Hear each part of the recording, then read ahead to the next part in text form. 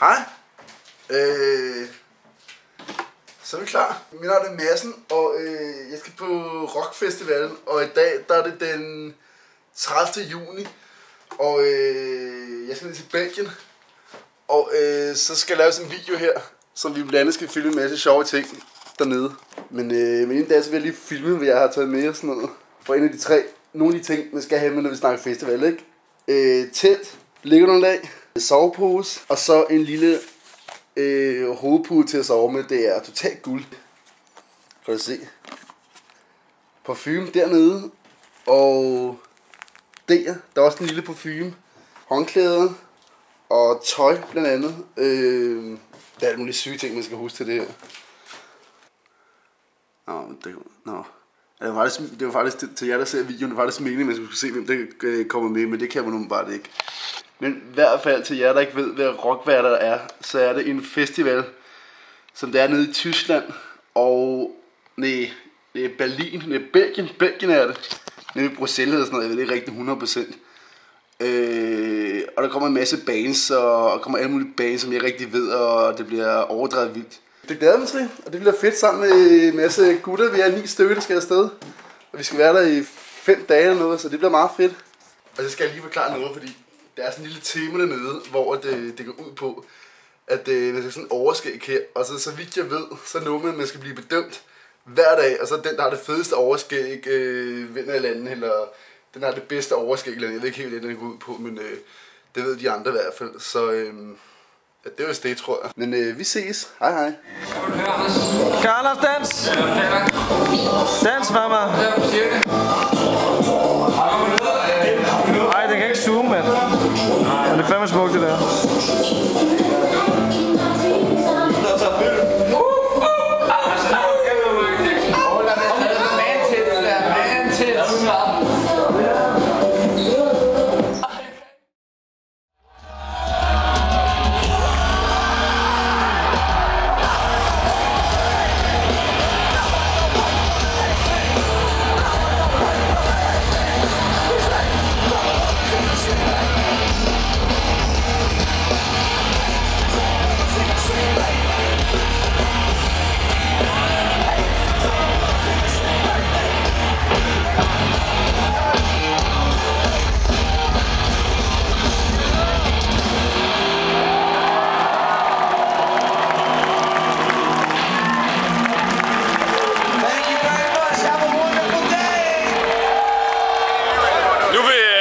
Gerne snakke engelsk for os.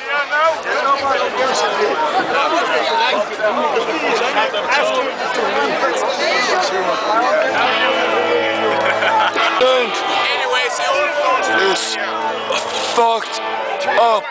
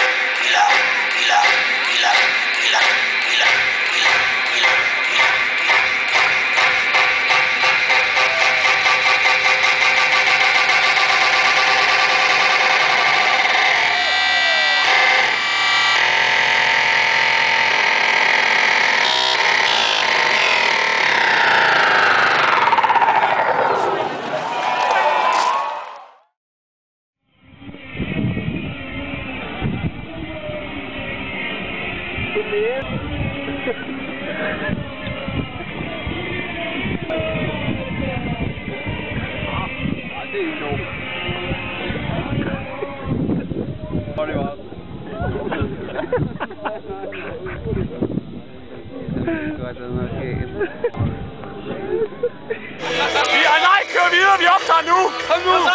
Christian, start!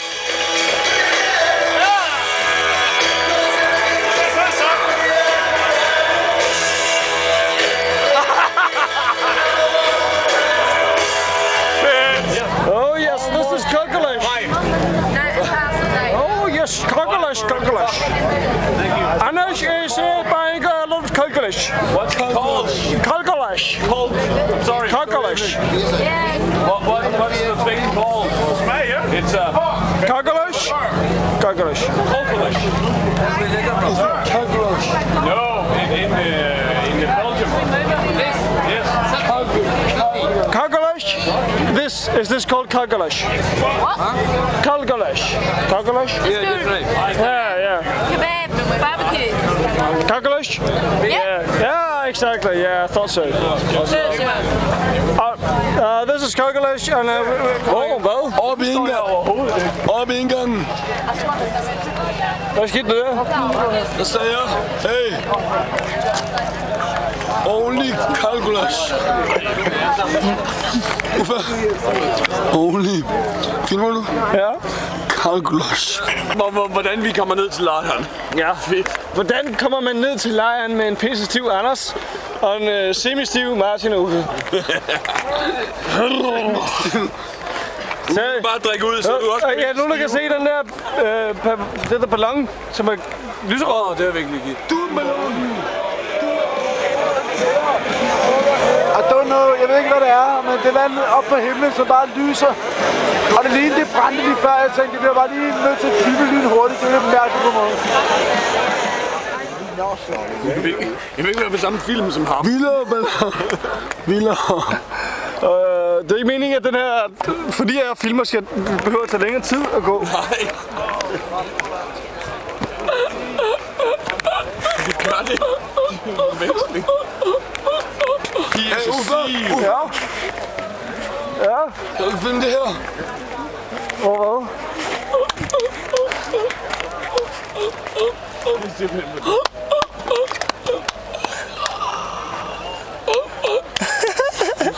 Du må ikke op. Jeg vil ikke op under mig. Nej, jeg synes, du er kedeligt det der. Lad os gå. Franke! Nej, jeg bliver nødt til at tage video. Det er meget dårligt op til video, når man ikke har lyst til at op til videoen. Er det ikke rigtigt?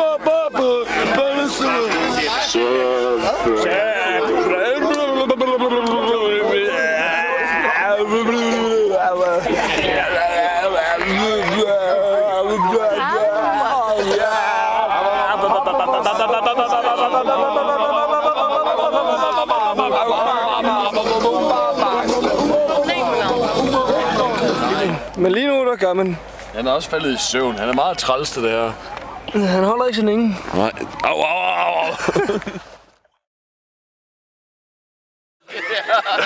Peter, hvad laver du?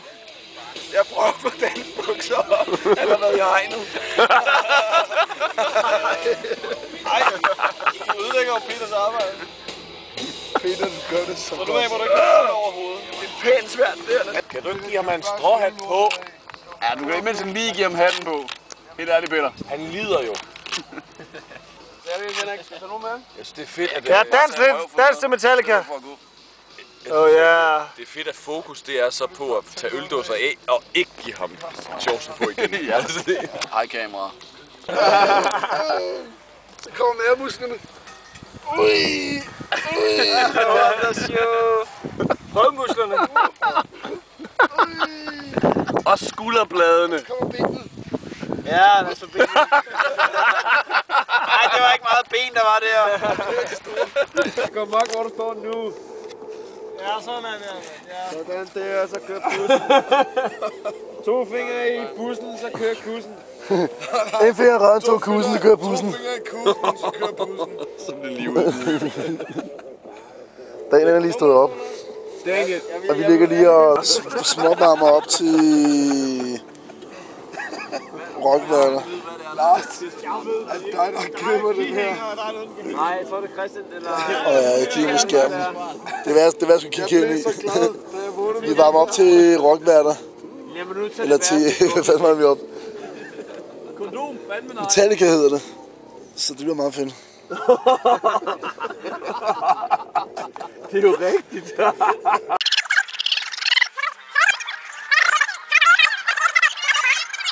Det er dig, der klipper den her. Nej, jeg tror det er Christian, eller... Og jeg kigger på skærmen. Det er hvad jeg skal kigge ind i. Vi varmer op til rockværter. Eller til, hvad fanden var vi op? Kondom, fandme nej. Metallica hedder det. Træk den ud. Jeg er ret sikker på, at Muslim har styr på det, Martin.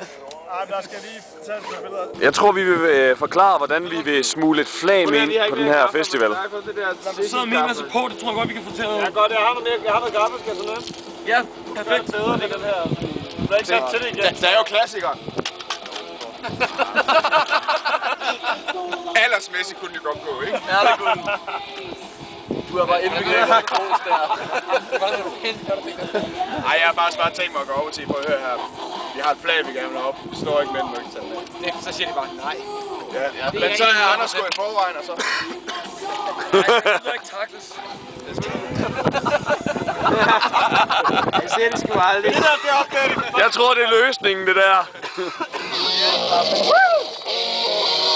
Det var ikke den fulde, vel?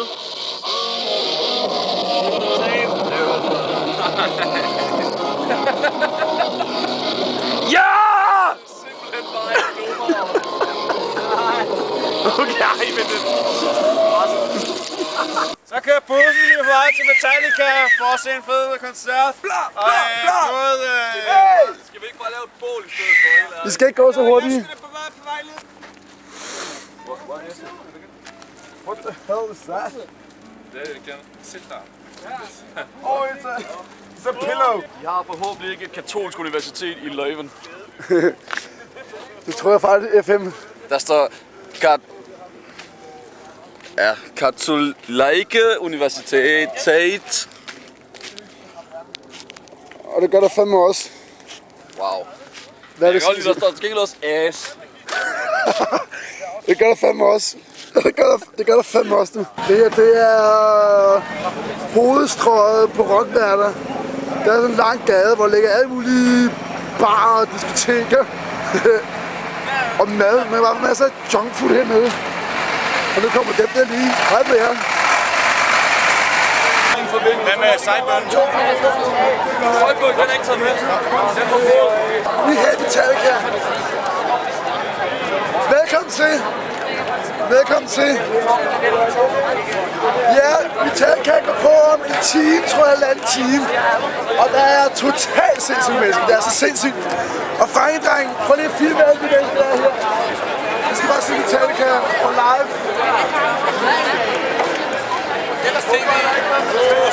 Modellers TV, hvor er det?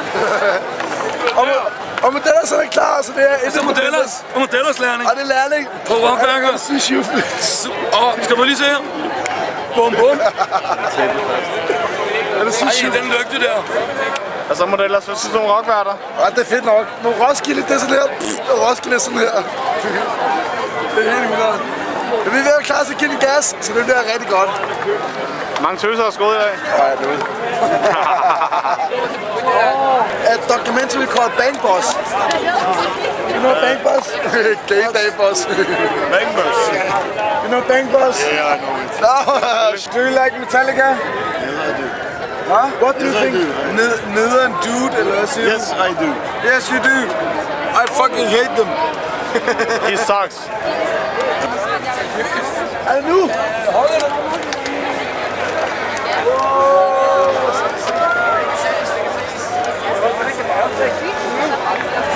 Hvor lang tid er det til koncerten, drenge? Vi venter så meget på at Belgium!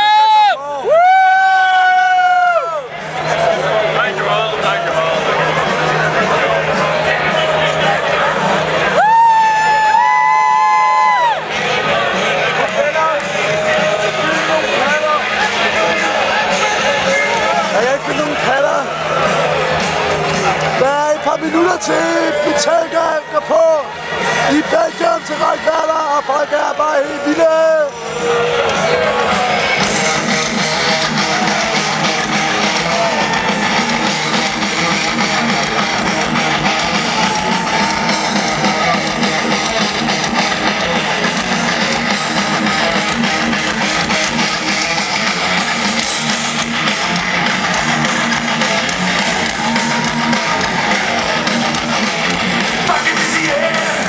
What you ever say? Don't be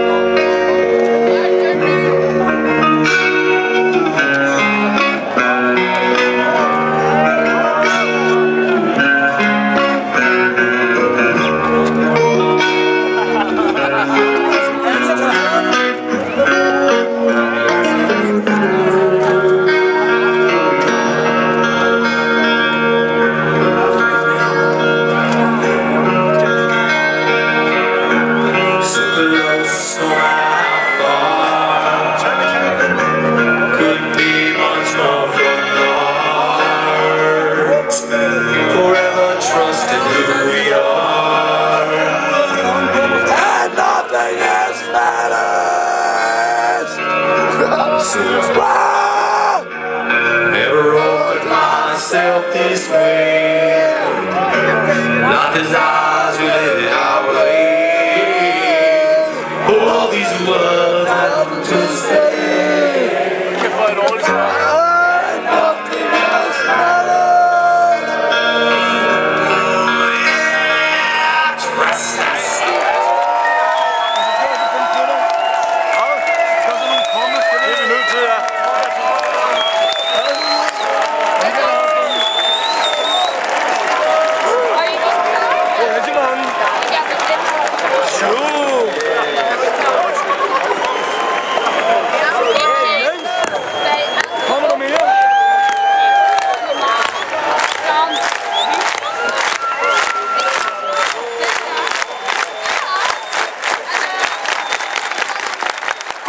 You kick ass!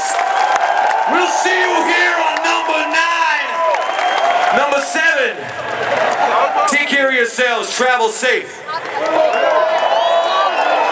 Victor, you motherfuckers are fucking great. Thanks a lot. Yeah! Work through. Let me get up.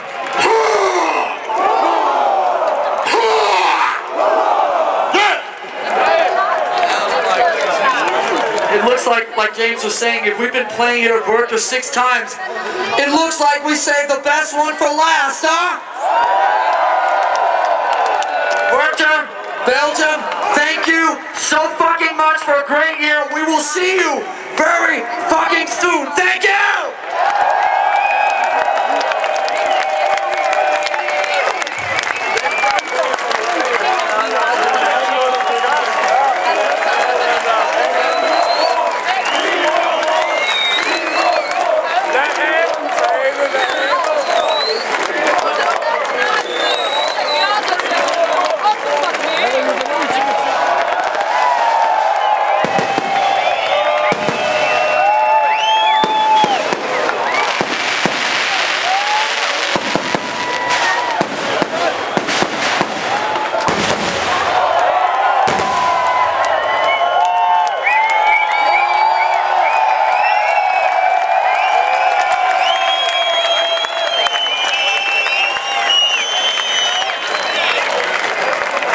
Så er vi klar. Vi skal på nattevandring nu.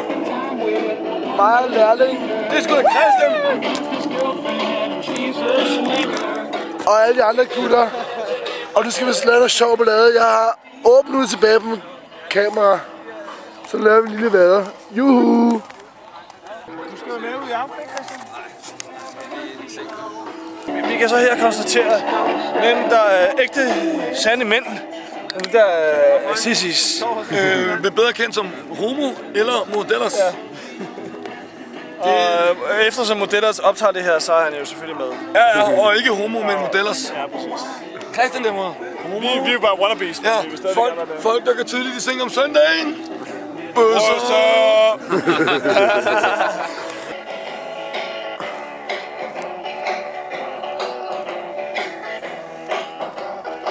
Den har lidt problemer med at zoome. Det er bare sådan 2 sorte skygger, der står i et mørkt rum. Perfekt, mand. Nej, nu har den zoomet. Nu har den zoomet ind på jer. Jamen, nu er det for sent. Nå, nu er vi lige ankommet til en fest kl. 3:30 om morgenen. 3 om natten. Come on, everybody! Yes! Woo!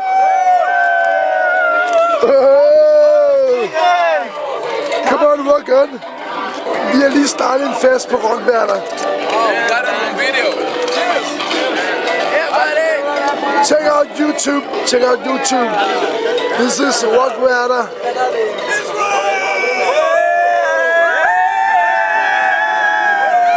And people just going crazy at the night. Amazing.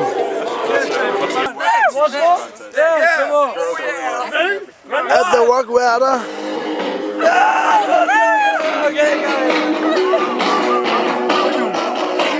Her sker der meget mere, mand.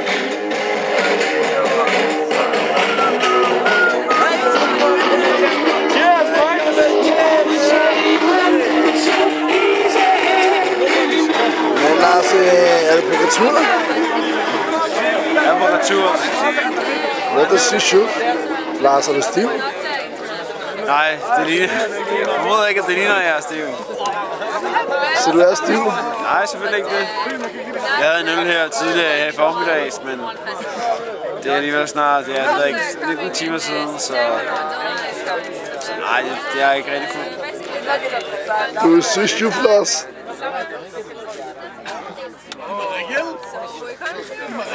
Du kan godt slukke den her nu. Så kører vi, Mondellas.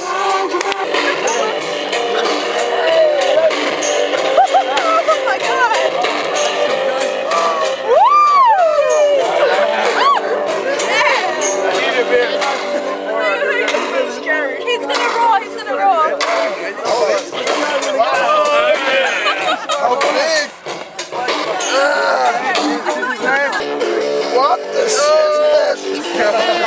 My left eye is so sore, man. Jeg vil slå dig i skider. She's better than that. Okay. Last flexer.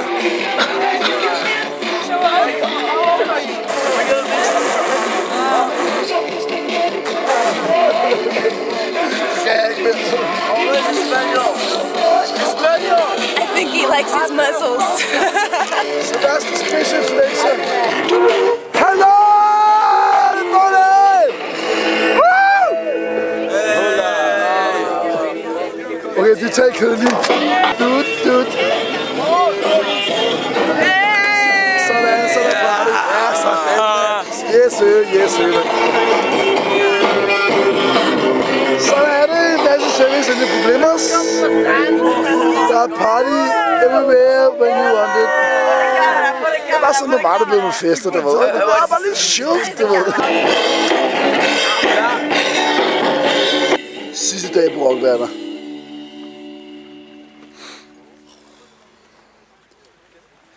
Carlo, drop it again.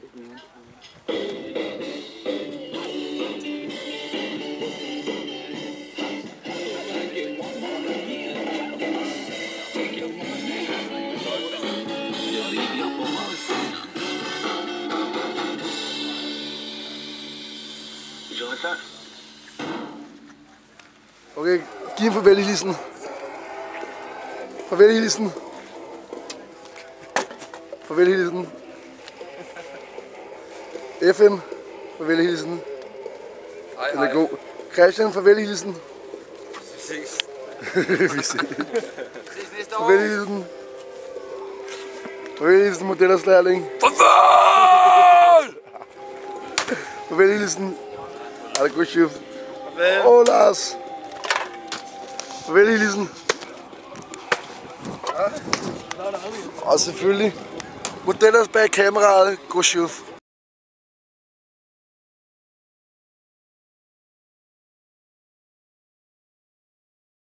You know what we're talking about!